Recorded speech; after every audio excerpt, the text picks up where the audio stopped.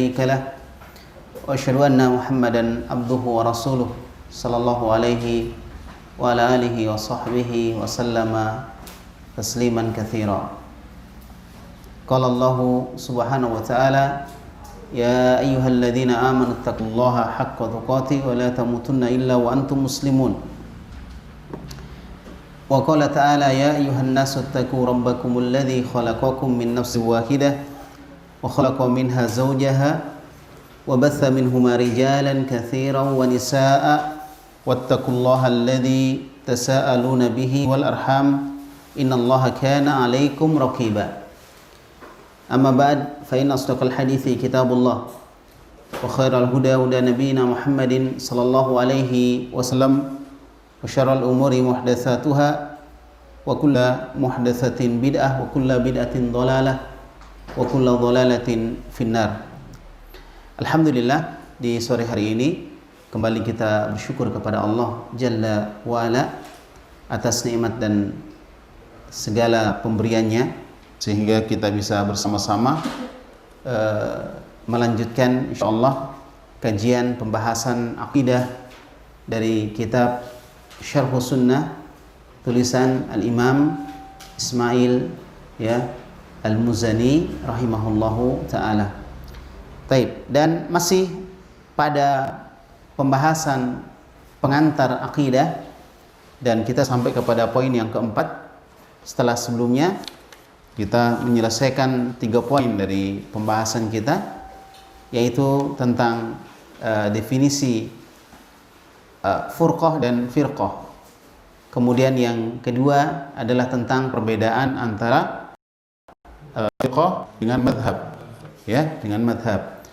Kemudian yang ketiga, yang terakhir adalah perbedaan antara ikhtilaf dengan iftiraq, antara perbedaan pendapat dan perpecahan. Jadi perbedaan pendapat itu bukan perpecahan, tapi kalau perpecahan itu pasti beda pendapat. Taib. Sekarang kita masuk kepada al-unsurur rabi', poin yang keempat, yaitu tentang pertumbuhan atau perkembangan firqah-firqah, kelompok-kelompok yang menyimpang. Kelompok-kelompok yang menyimpang. Taib. Nah, disebutkan di sini laqad kana ashabu Rasulillah sallallahu alaihi wasallam ala fatratin salimatin. Sungguh para sahabat Rasulullah mereka berada di atas fitrah, di atas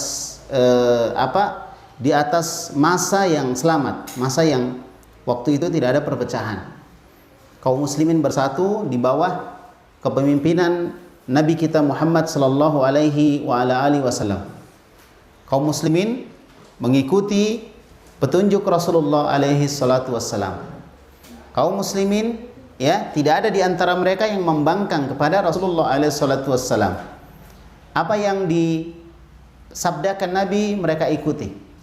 Baik dia berupa perintah mereka amalkan, atau dia berupa larangan maka mereka tinggalkan. Baik dia masalah yang berkaitan dengan masalah akidah, atau masalah ibadah, atau masalah akhlak, atau masalah muamalah, maka dicontoh oleh para sahabat Nabi sallallahu alaihi wasallam. Tidak ada perbedaan pendapat di kalangan mereka. Jika mereka berbeda pendapat, maka mereka langsung mendatangi Rasulullah alaihi salatu wasallam, bertanya kepada beliau, dan ketika Nabi telah memutuskan sebuah perkara, maka selesailah masalah di antara mereka. Taib. Oleh karena itu Allah Subhanahu wa taala menyebutkan di dalam Al-Qur'an, sifat orang-orang beriman adalah mereka mengikuti keputusan Nabi Muhammad alaihi salatu wassalam. Wa ma kana lil mu'minin wa la mu'minatin idza qadallahu wa rasuluhu amran ay yakuna lahumul khiyarah. Tidak pantas bagi orang-orang yang beriman, laki-laki dan perempuan, apabila Allah dan Rasulnya telah menetapkan sebuah keputusan, maka mereka masih memiliki pilihan yang lain dari keputusan yang diputuskan oleh Allah dan Rasulullah alaihi salatu wassalam. Taib. Demikianlah kondisi para sahabat. Aqidatan sofiyatan. Mereka berada di atas akidah yang bersih. Akidah yang bersih. Makanya di zaman sahabat tidak ada yang bertanya atau mengatakan bahwa arsy itu artinya, atau istiwa itu artinya menguasai. Nah, ada.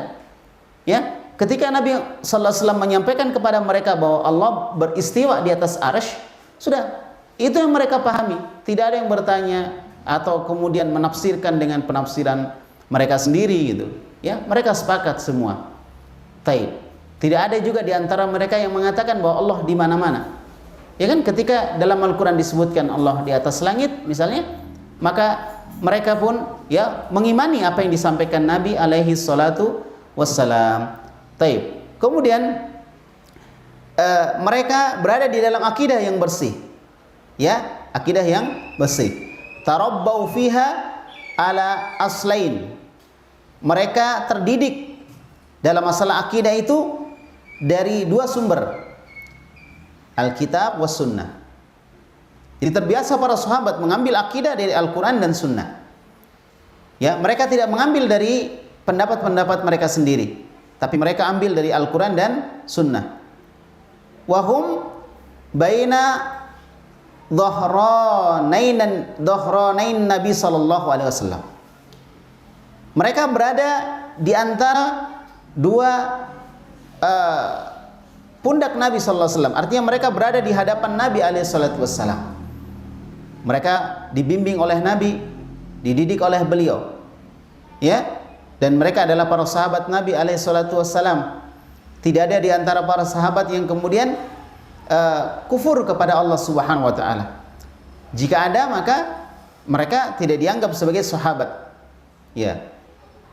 Falam yadhhar hunaka ayu mukhalafat, dan tidak muncul di sana di zaman para sahabat ya, atau di zaman Nabi alaihi salatu wassalam bersama para sahabat mukhalafat, penentangan apa saja atau penyelisihan apa saja, tidak ada. Au muhdatsat, tidak ada juga masalah-masalah atau ajaran-ajaran baru yang muncul pada saat itu. Semua berasal dari Nabi alaihi salatu wassalam. Tidak ada dari para sahabat yang berani membuat-buat sendiri agama. Ya, illa makana min ahadil Arab. Ya, kecuali muncul dari seorang Arab dan dia tidak dianggap sahabat. Ya, dia tidak dianggap sebagai sahabat. Namanya adalah Dzul Khuwaisirah. Dzul Khuwaisirah. Jadi waktu itu di tengah para sahabat Nabi alaihi salatu wassalam, ketika Nabi alaihi salatu wassalam masih hidup bersama dengan mereka, maka mereka benar-benar terbimbing oleh Nabi alaihi salatu wassalam. Terbimbing mereka dengan petunjuk Nabi alaihi salatu wassalam. Ya. Jadi waktu itu sahabat juga ketika melihat Nabi berwudu, maka demikian mereka berwudu. Melihat bagaimana Nabi salat, maka demikianlah mereka salat. Taib. Bahkan Nabi sallallahu alaihi wasallam pernah salat di atas mimbar, menunjukkan kepada para sahabat begini cara salat yang benar. Selain itu Nabi juga bersabda kepada para sahabat, "Shallu kama ra'aitumuni usolli." Salatlah kalian sebagaimana kalian melihat aku salat. Dan demikian dalam beberapa masalah ibadah, dalam masalah puasa misalnya, mereka mencontoh Nabi. Ya, dalam masalah akidah apalagi, ya, dalam masalah akidah, mereka mencontoh Nabi alaihi salatu wassalam sampai seorang yang bernama Dzul Khuwaisirah. Nah, di sini awal. Dzul Khuwaisirah. Ya. Di sini awal. Taib. Siapa ini Dzul Khuwaisirah? Dialah orang pertama yang menyelisihi Nabi Muhammad sallallahu alaihi wasallam. Ya kan? Yang dari orang ini nanti muncullah generasi Khawarij yang suka menyelisihi, suka memisahkan diri dari jamaah, suka memberontak kepada pemerintah. Dzul Khuwaisirah indama i'tarada 'ala Nabi sallallahu alaihi wasallam fi taqsimihi ya ba'dhal ghanaim. Dan ini ketika beliau menentang Nabi alaihi salatu wassalam ketika Nabi membagikan ghanimah, rampasan perang. Ini pada saat perang Hunain. Waktu itu perang Hunain menang kaum muslimin. Kaum muslimin kemudian dapat ghanimah, rampasan perang. Kemudian dibagi oleh Nabi alaihi salatu wassalam. Namun ada sebagian orang yang Nabi sallallahu alaihi wasallam lebihkan pembagiannya. yaitu dari kalangan orang-orang yang baru kenal dengan Islam. Ya, baru kenal dengan Islam. Tujuan Nabi, dan ini ada dalam syariat kita, bagaimana orang yang baru kenal Islam itu berhak untuk mendapatkan apa? Zakat. Mu'allaf. Ya, berhak mendapatkan apa? Zakat. Ya, jadi kalau ada mu'allaf, orang yang baru masuk Islam, maka mereka boleh kita kasih hadiah, kita berikan sesuatu. Gitu. Maka Nabi SAW memberikan lebih kepada mereka. Maka Dzul Khuwaisirah ini tidak setuju. Dia menentang Nabi atau dia menyelisihi Nabi SAW dalam masalah pembagian ghanimah ya kepada sahabat-sahabatnya. Taib. Dan riwayat ini, bagaimana kisah Dzul Khuwaisirah menentang Nabi, disebutkan oleh Imam Al-Bukhari di dalam Kitabul Manaqib. Kitabul Manaqib di dalam sahih beliau, Imam Al-Bukhari sebutkan kisah tersebut. Ya, pada bab alamatu an-nubuwati fil Islam. Itu tentang tanda-tanda kenabian di dalam Islam. Kemudian juga Imam Muslim meriwayatkan juga kisah tersebut di dalam Sahih Muslim. Ya, di dalam kitab zakat bab Dzikrul Khawariji wa sifatihim. Itu tentang penyebutan dan ciri-ciri mereka. Taib. Ikhwan dan akhwat barakallahu fikum. Ya. Riwayat tentang Khawarij ini, Dzul Khuwaisirah ini, dari sahabat Abu Sa'id Al-Khudri radhiyallahu anhu. Dia mengatakan, baina nahnu inda Rasulillah sallallahu alaihi wasallam. Suatu hari kami sedang bersama dengan Rasulullah alaihi salatu wasallam. Ini di Hunain ya, perang Hunain. Ya, kami sedang bersama dengan Nabi alaihi salatu wasallam. Ya. Wa huwa yuqsimu ya qisman atau yuqassimu qisman. Maka Nabi sallallahu alaihi wasallam membagi-bagi pembagian. Atahu Dzul Khuwaisirah. Tiba-tiba datang Dzul Khuwaisirah. Datang Dzul Khuwaisirah. Ya. Jadi Dzul Khuwaisirah ini orang yang jadi awalnya sama dia, sama dengan sahabat yang lain. Cuma tiba-tiba muncul watak aslinya orang ini. Wa huwa rajulun min Bani Tamim. Dia adalah seorang laki-laki dari Bani Tamim, dari keturunan Bani Tamim. Faqala, lalu dia mengatakan kepada Rasulullah, "Ya Rasulullah." Nah, masih ada sopan-sopannya, dia masih panggil Rasulullah ya. "Ya Rasulullah." Ya. "I'dil." Adillah kamu. Ya, Rasulullah disuruh adil. Ya, ini tentunya tidak beradab ya kepada sallallahu wassalam. Jadi waktu itu Nabi sedang membagi ghanimah, tiba-tiba dia datang mengatakan, "Ya Rasulullah, i'dil." Wahai Rasulullah, adillah kamu. Maka Rasulullah alaihi salatu wasallam, faqala Rasulullah, beliau bersabda, "Ya wailak, celaka kamu. Man ya'dilu illam a'dil." Siapa yang mampu berbuat adil kalau aku tidak berbuat adil? Maksudnya siapa lagi yang bisa berbuat adil kalau aku saja tidak bisa, begitu. Artinya apa yang dilakukan Nabi dalam pandangan syariat Islam dan dalam pandangan Rasulullah sebagai utusan Allah Subhanahu wa taala itu sudah adil.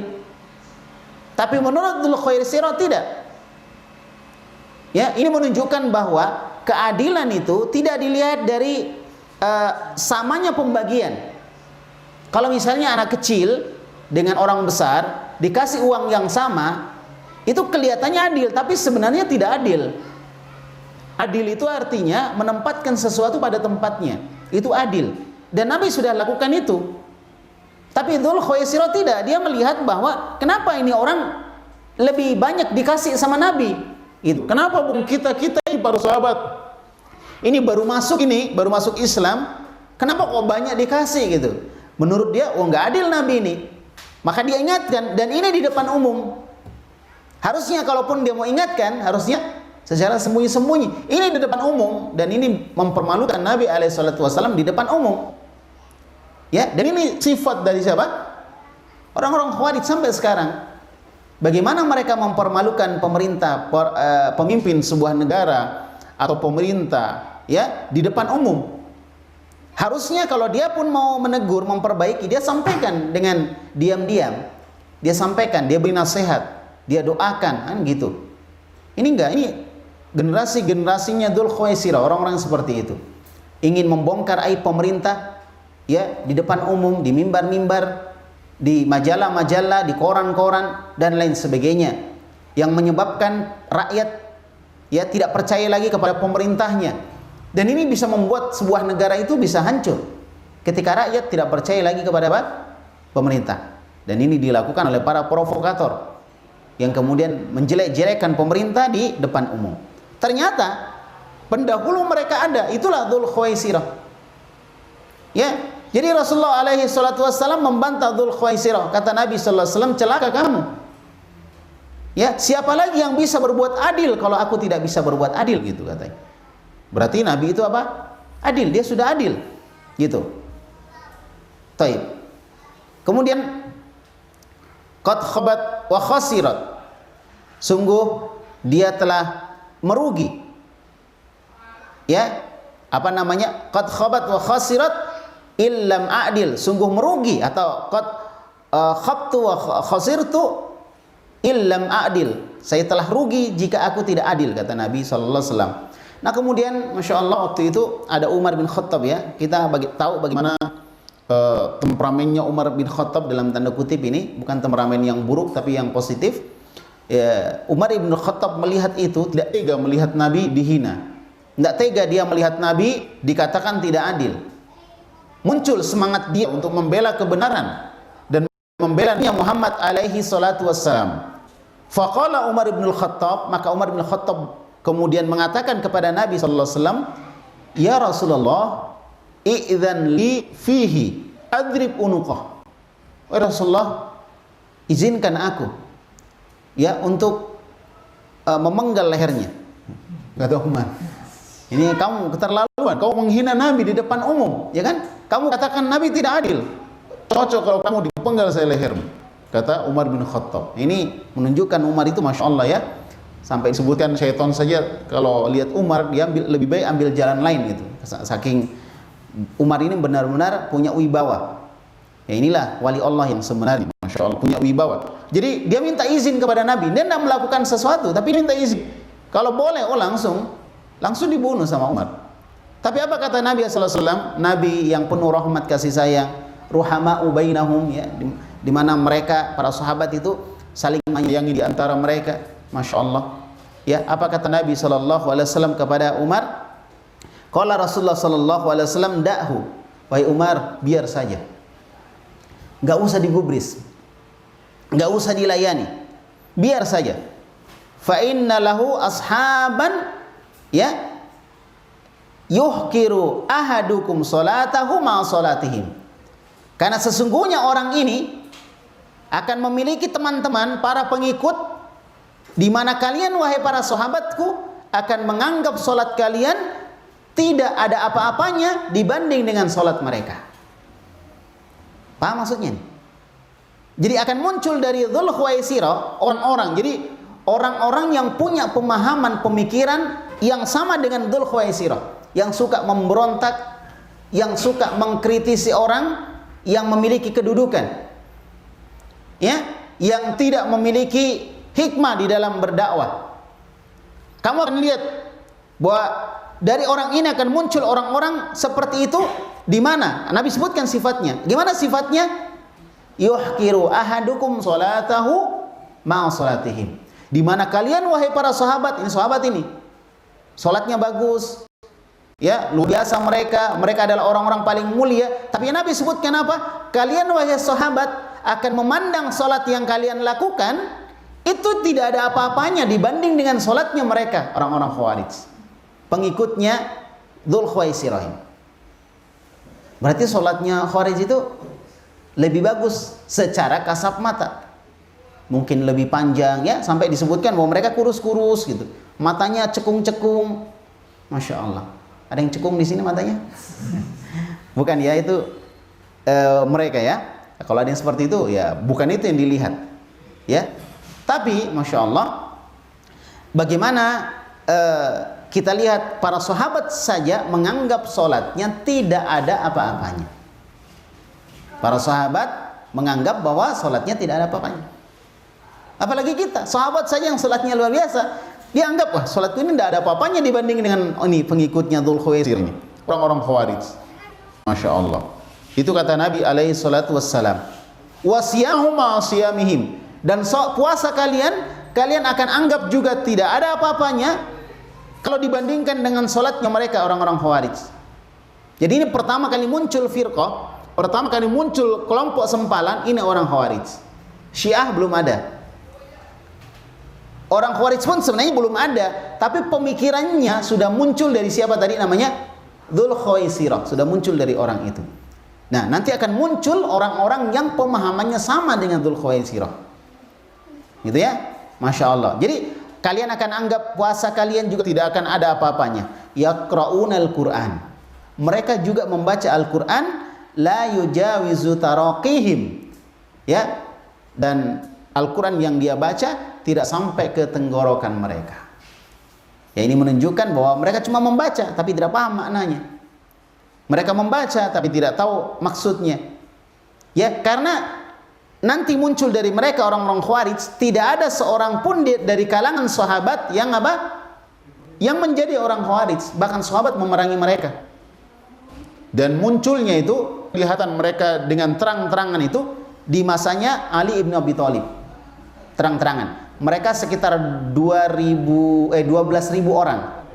Nah, kemudian ada sekitar 6.000 orang waktu itu didatangi oleh siapa? Oleh Abdullah bin Abbas. Kemudian diajak berdiskusi. Kemudian bertaubat sekitar 4.000 orang. Sisanya diperangi. Oleh siapa? Abdullah ibn Abbas. Lihat bagaimana kekuatan ilmu. Kekuatan pedang itu belum tentu bisa mengalahkan 4.000 orang. Ini kekuatan ilmu, cuma dialog beberapa saat 4.000 orang taubat dari pemahaman Khawarij. Dan ini juga sebuah pelajaran ya, pelajaran untuk kita di negara kita. Ketika kita menginginkan pemahaman terorisme, pemahaman Khawarij, pemahaman orang-orang yang suka memberontak ini hilang, bukan sekedar dari kekuatan yang dilakukan oleh pemerintah ya, dengan kekuatan militernya dan aparatnya, tapi perlu ada kekuatan para dai yang punya ilmu untuk memahamkan kepada masyarakat. Untuk memahamkan kepada masyarakat. Maka kita berharap agar pemerintah kita tidak salah melihat.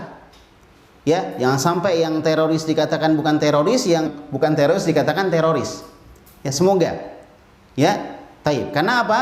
Karena dalam masalah ini memang kita harus tegas. Maksudnya harus tegas. Jadi yang tegas itu belum tentu teroris. Makanya kalimat radikalisme itu harus disamakan persepsi kita. Gitu. Yang radikal itu yang mana gitu? Pemahaman radikal itu yang mana? Pemahaman keras itu yang mana? Itu persepsi kita harus sama. Jangan misalnya sebagian orang mengatakan radikal, sebagian lagi tidak. Nah, itu mudah-mudahan pemerintah kita bisa melihat atau membuat definisi yang sama tentang radikal itu tadi. Dan saya pikir pemerintah dulu pernah ya bikin ciri-ciri kelompok-kelompok yang menyimpang ya. Disebutkan oleh pemerintah kita ada beberapa ciri-cirinya. Ala kulli hal, alhamdulillah bahwa dakwah ini, dakwah Ahlussunnah ya, salah satu tujuannya adalah untuk mengembalikan umat supaya mereka tidak berpecah-pecah. Maka tuduhan bahwa dakwah Ahlussunnah memecah umat misalnya, maka tuduhan yang salah. Tuduhan yang salah. Baik, kita kembali ke masalah kita tadi. Jadi siapa tadi? Nabi SAW menyebutkan bahwa apa? Yaqra'unal Qur'an. Mereka membaca Al-Qur'an, tapi bacaan mereka tidak sampai ke tenggorokan mereka. Yamruquna minal Islam kama yamruqus sahmu minar ramiyah. Mereka keluar dari Islam, sebagaimana anak panah keluar dari busurnya, menunjukkan demikian cepatnya keluar mereka dari Islam. Ya, subhanallah. Oleh karena itu hati-hati. Taib. Kemudian disebutkan di dalam riwayat yang lain, masih dalam riwayat Imam Al-Bukhari dan Imam Muslim disebutkan yaqtuluna ahlal Islam wa yada'una ahlal authan. Mereka memerangi orang-orang Islam dan mereka membiarkan para penyembah berhala. Ya kan? Orang-orang yang tegar di atas sunnah mereka perangi. Tapi orang-orang yang menyembah berhala mereka biarkan. Itu ciri-cirinya. Ya. Taib. Kemudian Nabi sallallahu alaihi wasallam mengatakan, la in ana adraktuhum la aqtulannahum qatla 'adin. Seandainya aku mendapati mereka, aku masih hidup dan aku mendapati orang-orang seperti itu modelnya, maka saya akan perangi mereka seperti kaum 'Ad diperangi. Subhanallah. Ya, sekali lagi itu bahayanya pemahaman Khawarij. Jadi kalau ditanya kelompok sempalan apa yang pertama kali muncul, Khawarij. Dari mana munculnya? Dari orang yang bernama Dzul Khuwaisirah At-Tamimi. Ya, dari Bani Tamim. Taib. Kemudian disebutkan, ya, wadihun minas siyaq al-munasabah at-tarjamah inda al-Bukhari wa Muslim. Wa hadha faidatun nahtajuha lahiqan insyaallah taala. Jadi di situ Imam Al-Bukhari membuat tadi bab, ya. Ini kan ceritanya tentang siapa tadi? Dzul Khuwaisirah. Kisahnya kita sudah bacakan tadi. Nah, Imam Al-Bukhari membuat bab alamatun nubuwah fil Islam. Tanda-tanda kenabian. Nah, dari mana Imam Al-Bukhari kok tiba-tiba mengambil bab ini? Ya, Imam Bukhari melihat bahwa ini belum terjadi, tapi Nabi sudah tahu. Itu namanya tanda kenabian. Dan benar-benar terjadi. Di perang Nahrawan terjadi. Perang Ali dengan orang-orang Khawarij. Ya, perang Nahrawan. Terjadi itu. Ya, jadi belum terjadi, Nabi sudah prediksi. Dan Nabi SAW dapat itu dari mana? Dari Allah Subhanahu wa taala. Karena ilmu ghaib ada di sisi Allah Subhanahu wa taala. Alimul ghaib la yudhiru ala ghaibihi ahada illa man irtada mir rasulin. Dialah Allah yang tahu tentang perkara ghaib. Tidak ada yang Allah beritahu tentang perkara ghaib kecuali para rasul. Ya, yang diizinkan oleh Allah Subhanahu wa taala, yang diridhoi oleh Allah Subhanahu wa taala. Nah, kaum muslimin wal muslimah barakallahu fikum. Jadi Imam Al-Bukhari membuat bab dalam kitab sahihnya tentang kisah apa tadi? Dzul Khuwaisirah tadi yang membantah Nabi, mengatakan adilah wahai Muhammad, adilah wahai Rasulullah, dengan bab apa tadi? Tanda-tanda kenabian di dalam Islam. Nah, kemudian Imam Muslim membuat bab lain.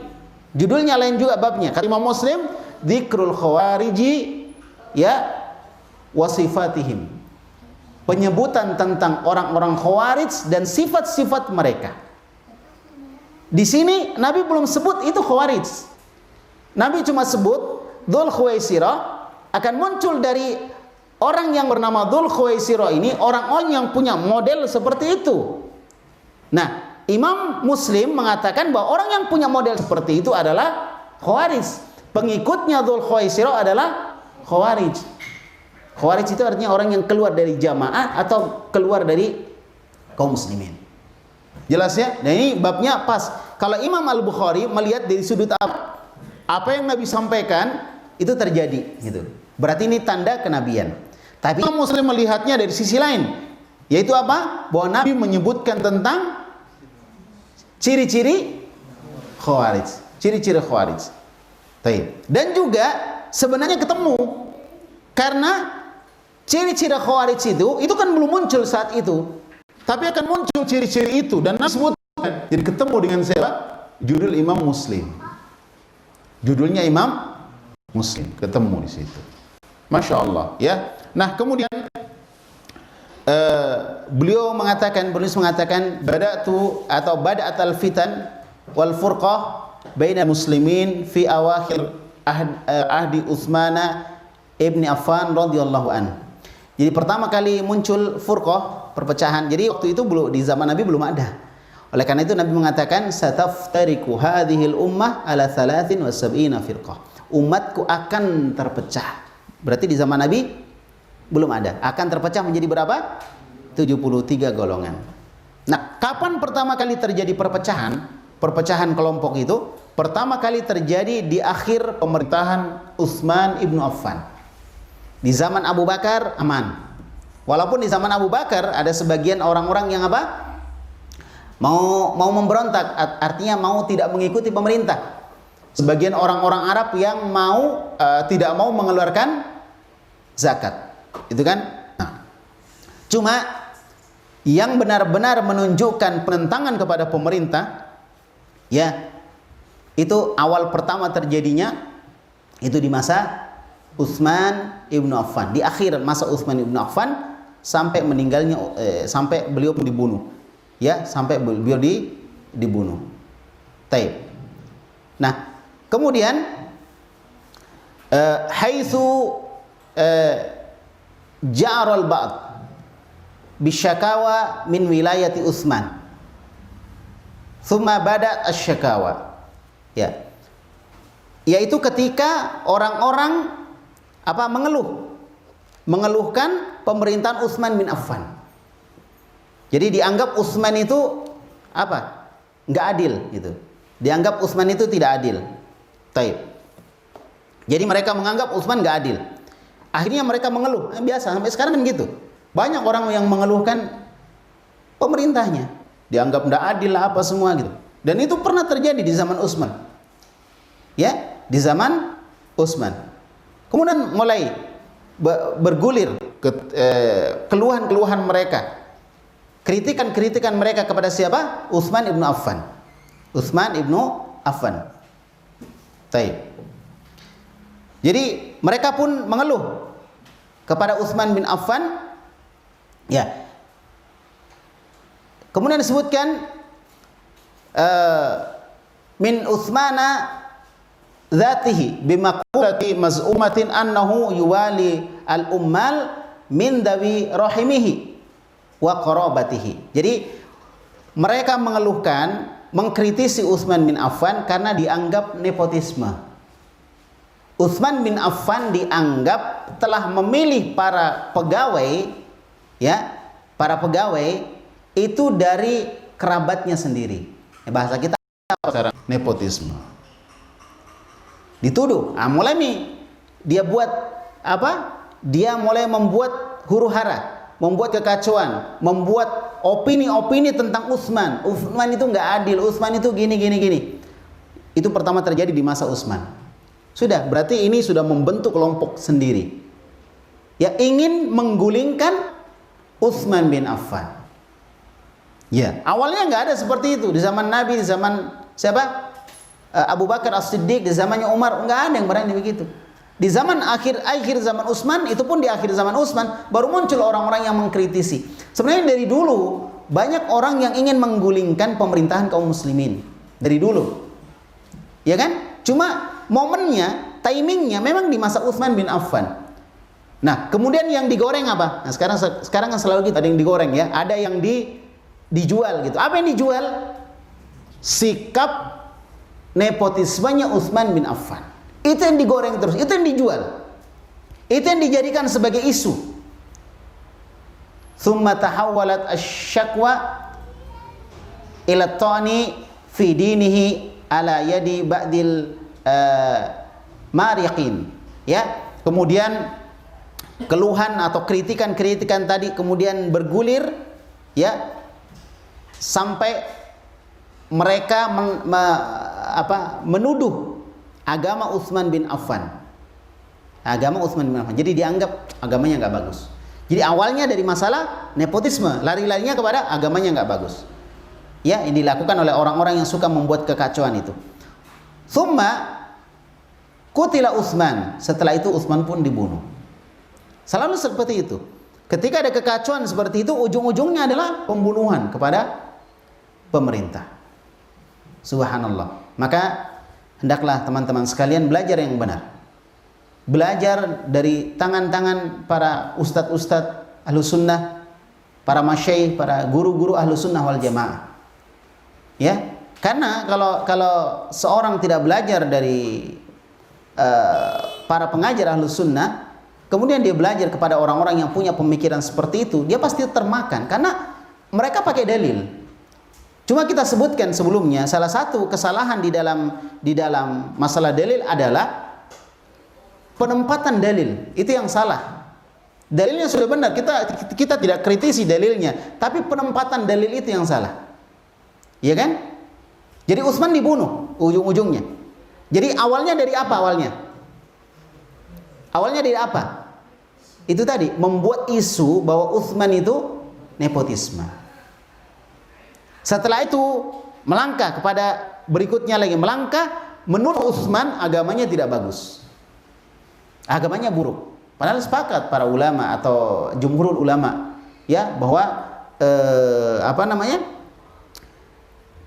umat atau orang terbaik dari umat ini adalah Rasulullah, Abu Bakar As-Siddiq, Umar bin Khattab, kemudian Utsman menurut satu pendapat, kemudian Ali bin Abi Thalib. Antara Utsman dan Ali bin Abi Thalib ini ada khilaf di kalangan para ulama, tapi yang kebanyakan jumhur ulama mengatakan Utsman ya lebih utama. Baik.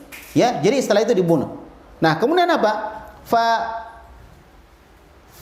Futiha bidzalika babul qatli wal qital bainal muslimin.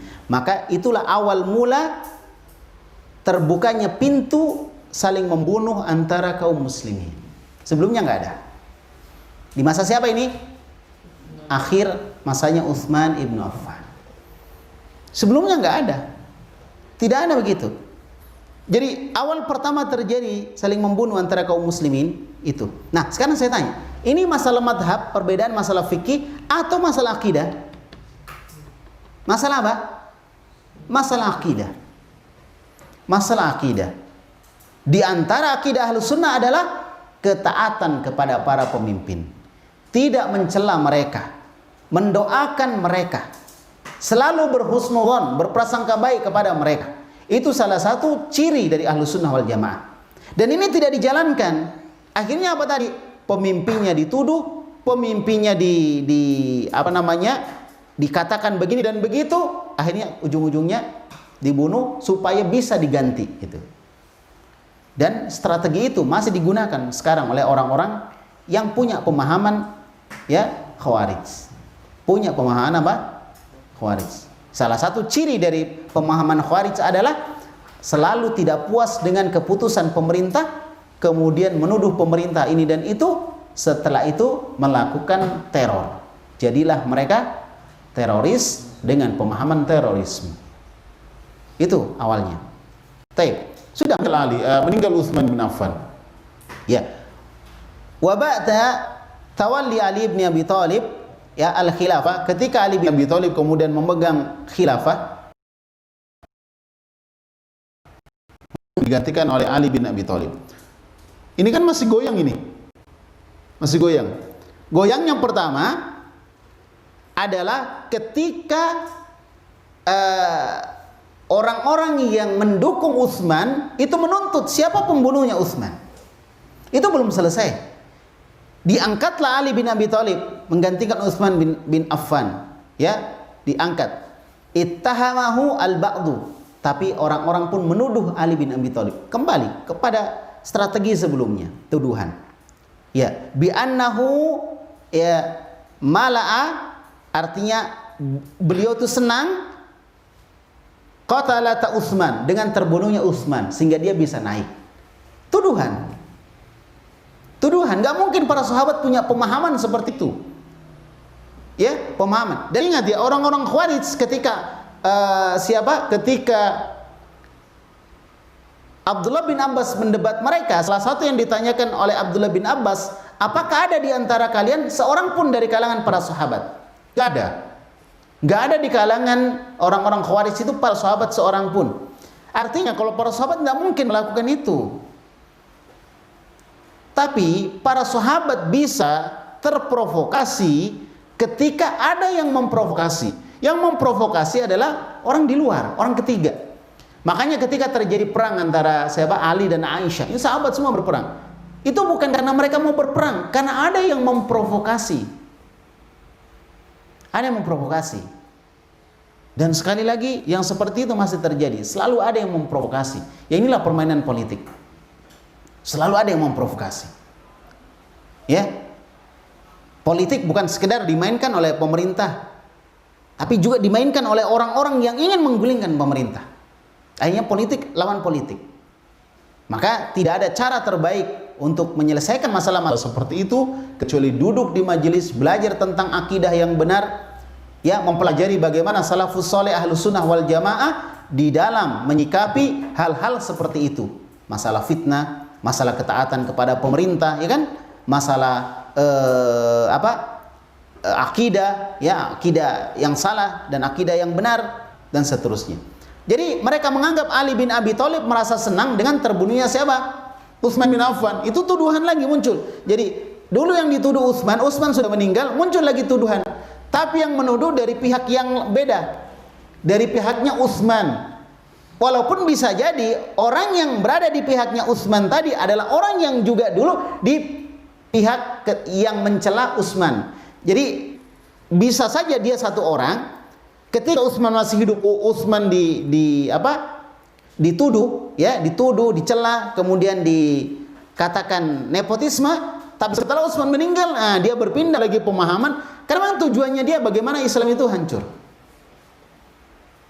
Semua kelompok-kelompok awalnya bukan dari orang Islam, tapi dari luar Islam yang ingin menghancurkan Islam.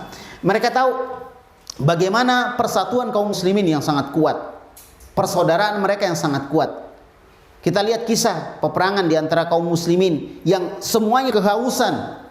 Dia mau minum, dia lihat saudaranya kehausan, diberikan itu kepada saudaranya.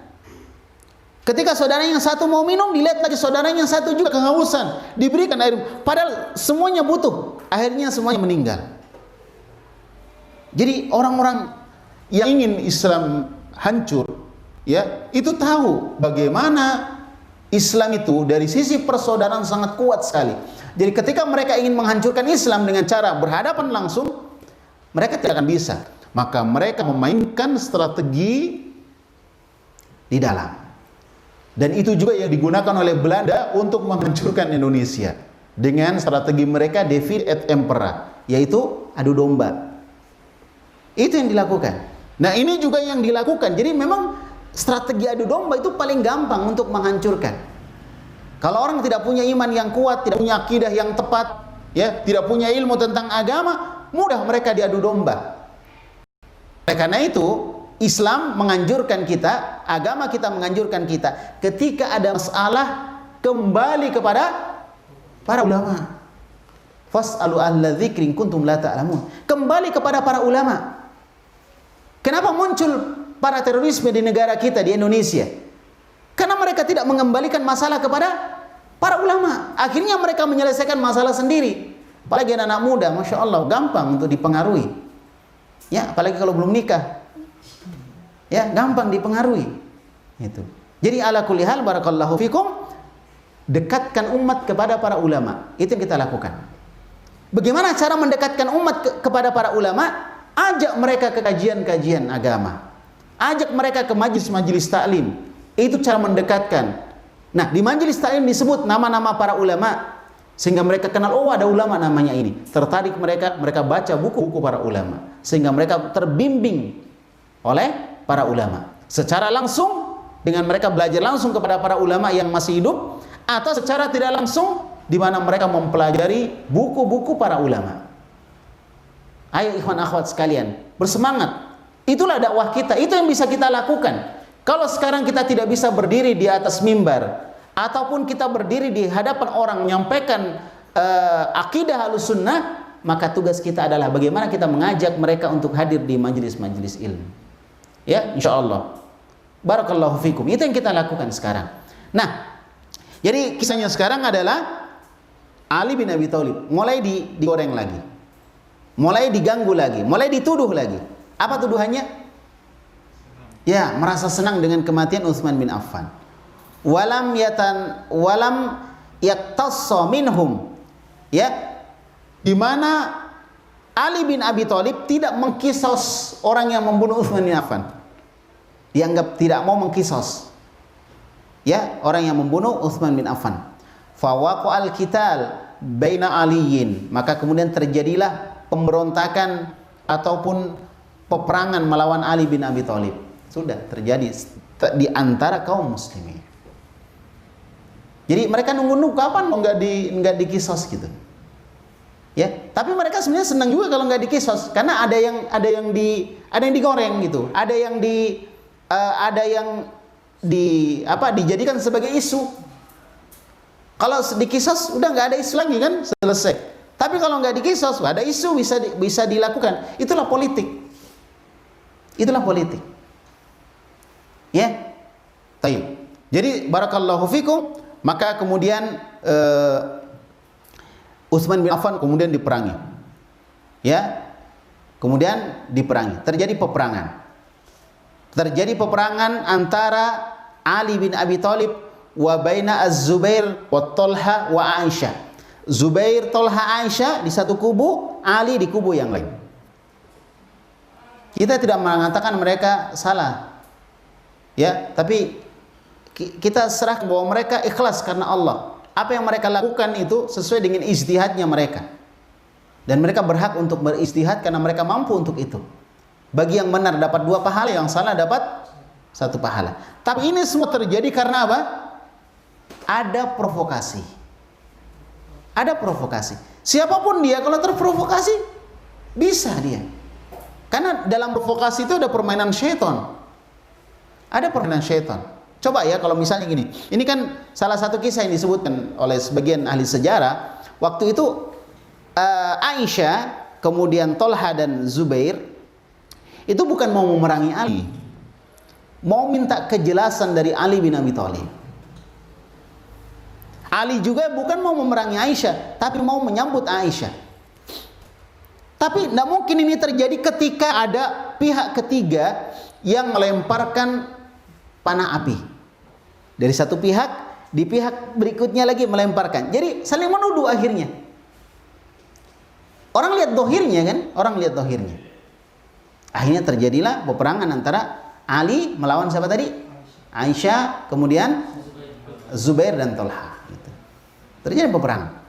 Subhanallah. Ya, demikianlah ya, masya Allah. Maka kita bersyukur ketika kita bisa bersatu. Kita bersyukur ketika kita bisa dikuatkan persaudaraan kita oleh Allah Subhanahu Wa Taala. Nah, kita lihat itu sebagai nikmat. Maka jangan membuat huru hara. Jangan membuat masalah. Kalau ada masalah bisa diselesaikan, kenapa harus jadi masalah gitu? Selesaikanlah. Kalau masalahnya cuma 4 orang, 5 orang, jangan yang lain masuk juga memperbanyak. Saya bela ini, yang satu lagi saya bela ini.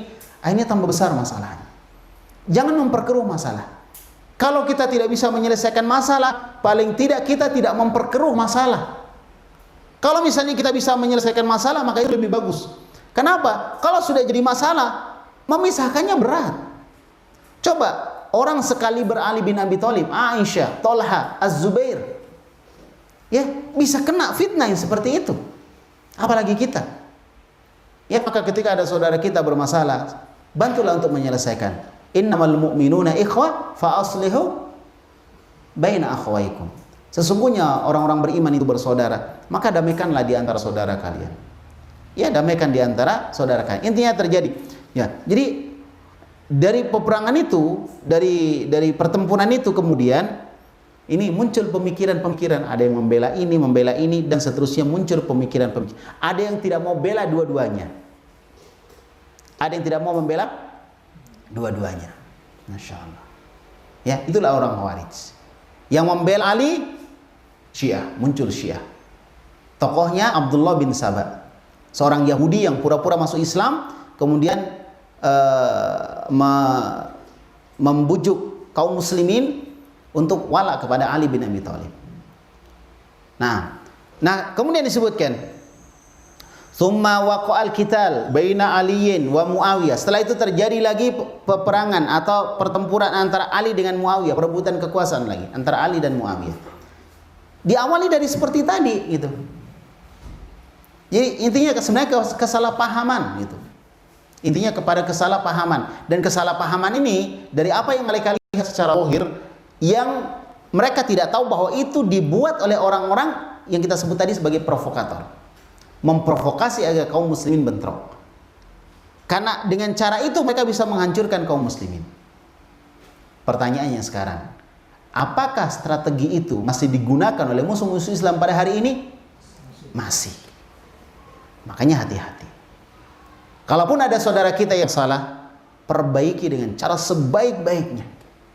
Bukan dengan kekerasan, bukan dengan bentrokan, bukan dengan ini dan itu. Selesaikan dengan sebaik-baiknya. Jangan sampai ada konflik. Kalau ada konflik, dah, lebih baik kita ngalah. Ketika ada apa? Konflik. Kalau sudah konflik, memisahkannya sulit sekali. Memisahkannya sulit sekali. Taib. Jadi kemudian terjadi peperangan atau permusuhan antara Ali dengan Muawiyah. Ini sama-sama sahabat. Siapa Muawiyah? Muawiyah itu yang meriwayatkan hadis may yuridillahu bi khaira yufaqihu fid din. Seorang sahabat yang mulia. Ali bin Abi Thalib seorang sahabat yang mulia. Masya Allah, radhiyallahu anhuma, semoga Allah meridhai mereka berdua dan juga meridhai semuanya, radhiyallahu anhum, meridhai Aisyah, meridhai Talha, Az-Zubair. Ya. Taib. Walaupun para ulama jumhur lebih cenderung mengatakan bahwa Aisyah yang Ali itu yang benar. Ya. Melihat seperti itu. Nah, Aisyah pun itu dia lakukan karena ketidaktahuan, kesalahpahaman. Dan ini karena dilakukan oleh orang-orang yang memang membuat provokasi, membuat isu-isu yang tidak benar. Akhirnya itulah yang terjadi. Masya Allah. Kita di kalangan para sahabat aja terjadi seperti itu. Makanya kita tidak boleh mengkritisi sahabat. Oh, ini sahabat ini gini-gini, enggak. Kita diam dari perselisihan mereka. Kita cuma mengatakan yang benar dapat 2 pahala karena sudah berijtihad benar, yang salah dapat 1 pahala. Semuanya dapat pahala. Itu cara kita. Bukan mengkritisi mereka, menjatuhkan kredibilitas mereka sebagai sahabat, sehingga ujung-ujungnya seperti orang Syiah melakukan itu, ujung-ujungnya kita tidak mengambil hadis dari mereka. Ketika kita tidak mengambil hadis dari mereka, hilanglah ilmu. Gitu. Jadi cara kita adalah seluruh sahabat itu adil. Kesalahan yang terjadi itu bukan kesengajaan, tapi lebih kepada kesalahpahaman. Dan itu bisa terjadi oleh siapa saja. Ya, seperti Nabi SAW ketika Aisyah dituduh berbuat serong kan dengan sahabat. Gitu. Siapa saja bisa kena. Seandainya Allah Subhanahu wa taala tidak menurunkan firman-Nya membersihkan Aisyah dari tuduhan seperti itu, kita nggak tahu apa yang terjadi. Ya kan? Subhanallah. Oleh karena itu berhati-hati. Ya, berhati-hati dari orang-orang yang menginginkan kejelekan untuk kita semua dan untuk kaum muslimin secara umum. Wantaha biwaqi'atit tahkim al-ma'ruf. Ya, kemudian selesai perselisihan itu dengan mereka saling berhukum, bersepakat, ya, sebagaimana yang dikenal kesepakatan antara Ali bin Abi Thalib dengan siapa? Muawiyah. Wa ba'da tahkim kanat al-bidayah al-fi'liyah lil iftiraq fil ummah bidhuhuril khawarij fakanat al-ula. Jadi ketika selesai perselisihan antara Muawiyah dengan Ali bin Abi Thalib, ya, maka kemudian terjadilah atau muncullah orang-orang Khawarij yang terang-terangan. Jadi sebelumnya nggak terang-terangan. Kemudian mereka terang-terangan. Ya, terang-terangan memerangi Ali bin Abi Thalib. Terang-terang. Dulunya nggak terang-terangan. Akhirnya mereka membuat sebuah kekuatan. Awalnya Ali bin Abi Thalib selalu dinasihati untuk hati-hati dengan mereka, menyerang mereka. Tapi kata Ali bin Abi Thalib dalam satu riwayat, kata beliau, saya tidak akan menyerang mereka sampai mereka menyerang kami, menyerang kita. Ya, karena kita sama-sama kaum muslimin. Akhirnya mereka membuat kekuatan di sebuah tempat daerah yang bernama Harura. Makanya sering orang-orang Khawarij ini dikenal dengan nama Haruri atau Haruriyah. Karena mereka tinggal di tempat yang bernama Harura. Nah, di situ mereka kumpul menyusun kekuatan untuk apa? Menumbangkan pemerintah. Ya, untuk menumbangkan pemerintah. Waliyadzubillah. Dan pemikiran seperti itu diwarisi sampai hari ini oleh orang-orang yang tidak memahami agama dengan baik. Tidak memahami agama dengan baik. Baik. Kemudian qala Syekhul Islam Ibnu Taimiyah, ini kita sampaikan secara ringkas ya. Kalau kita mau sampaikan panjang lebar nggak selesai. Tentang Khawarij saja kita butuh waktu untuk selesaikan. Ini secara ringkas saja. Paling tidak kita dapat gambaran, oh ternyata begini terjadinya apa? Terjadinya perpecahan awal-awalnya. Kata Syekhul Islam Ibnu Taimiyah rahimahullah, kata beliau, kana awwalu man faraqa jama'atal muslimin min ahlil bid'ah wal al khawarij al al-mariqun. Ya. Jadi kata Syekhul Islam, kelompok pertama yang menyempal dari jamaah kaum muslimin dari kalangan ahlul bid'ah yaitu orang-orang khawarij, al-mariqin, yang suka membuat kekacauan. Ya, suka membuat kekacauan. Jadi pertama kali muncul kelompok sempalan siapa? Khawarij. Pertama kali muncul.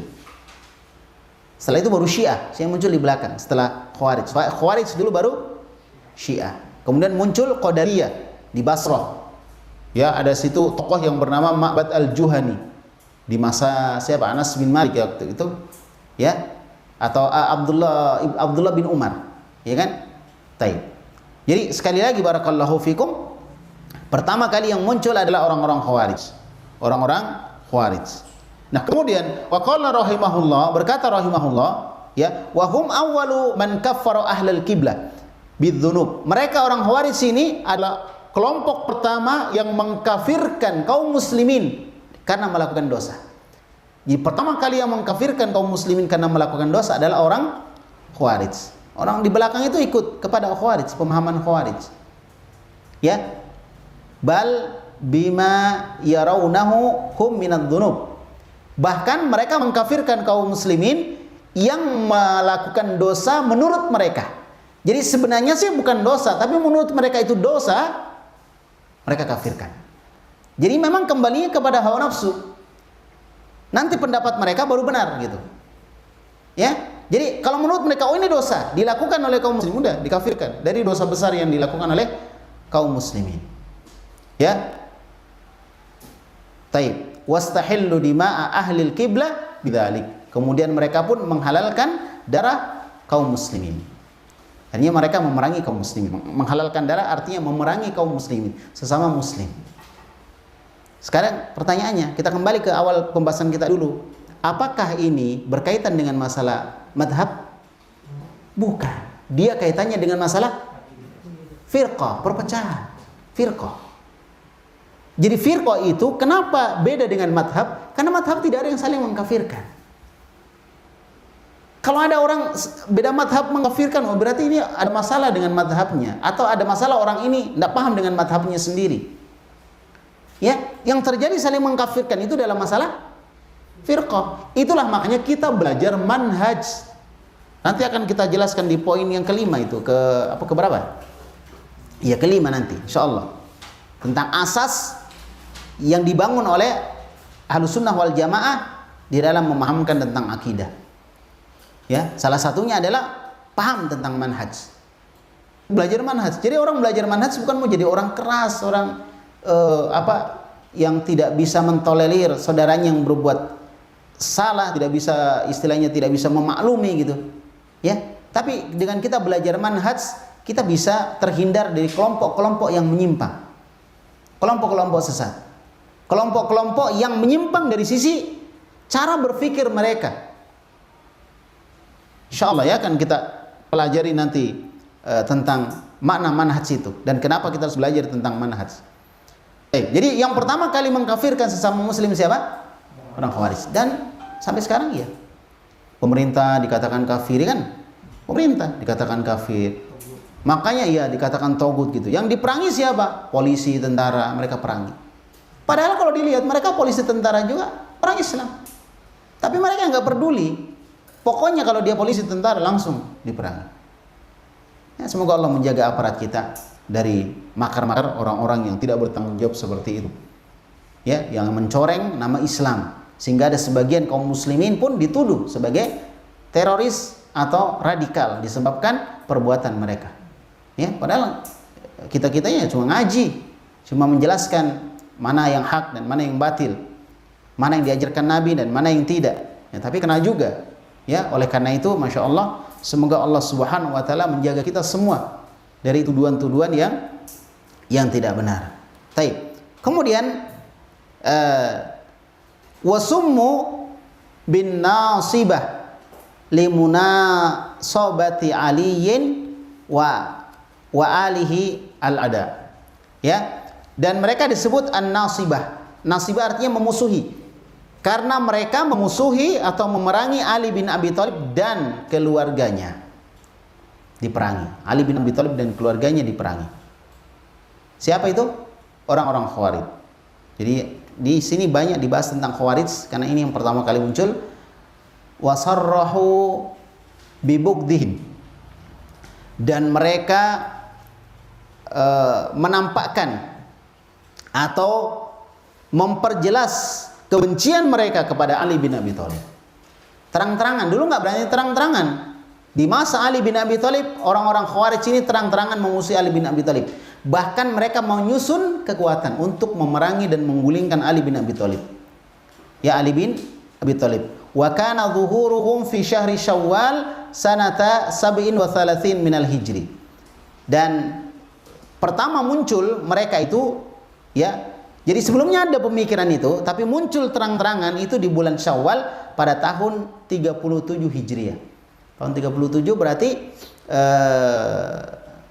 berapa tahun setelah Nabi meninggal? 27 tahun setelah meninggalnya Nabi Muhammad sallallahu alaihi wa ala alihi wasallam. Ya, jadi tahun 37 Hijriah. Baik. Nah, bi bai'atihim Abdullah ibn Wahab Ar-Rasibi. Dan mereka membaiat seorang pemimpin Khawarij.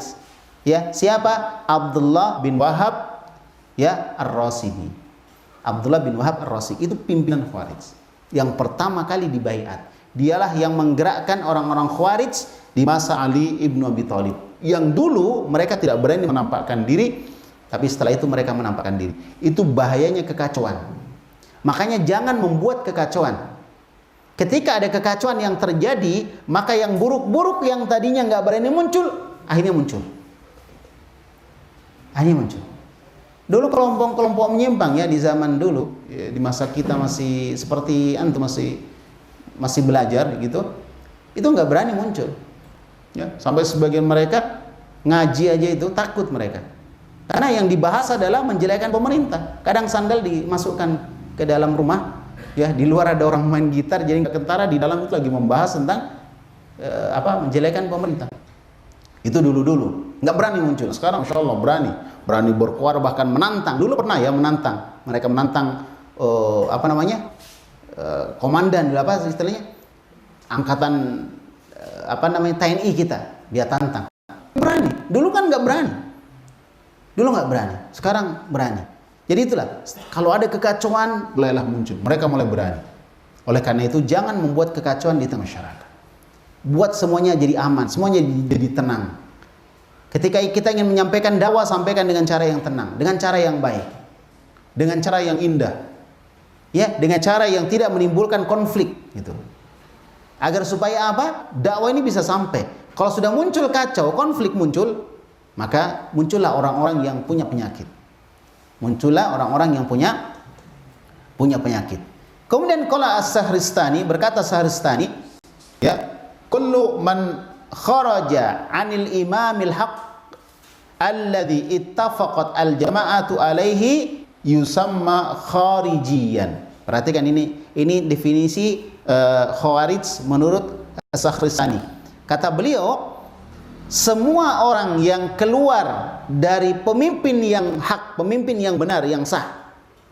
Ada seorang pemimpin dipilih oleh kaum muslimin untuk jadi pemimpinnya, dan dia pemimpin yang sah. Lalu ada orang keluar, sekelompok orang keluar, tidak mau dipimpin di maka yang keluar ini dinamakan dengan Khawarij.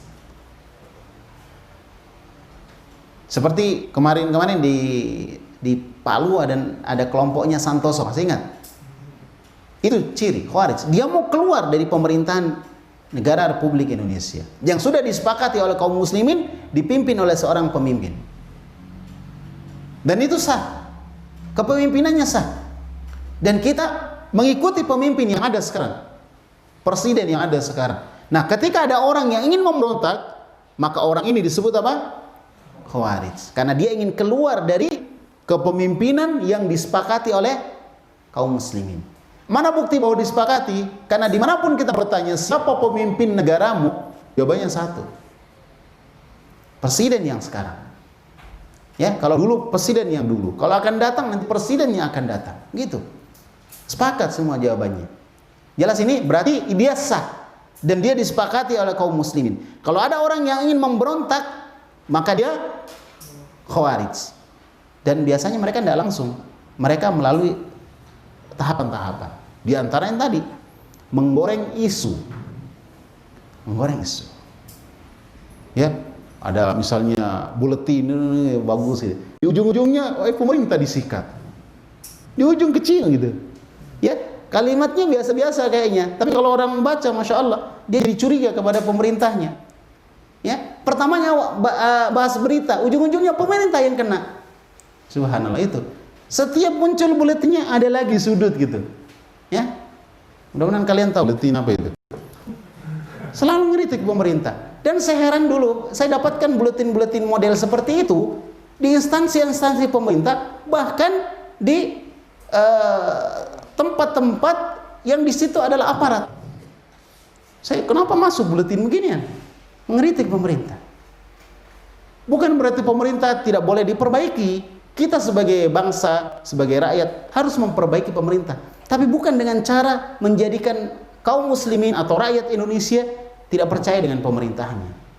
Dengan cara yang baik, dengan doa, berbicara empat mata, bertemu langsung dengan mereka. Jadi itu khawarij. Sawa'un kana al-khuruj fi ayyamis sahaba ala a'immatir rasyidin aw kana ba'dahum ala tabi'in bi ihsan wa a'imma fi kulli zamanin.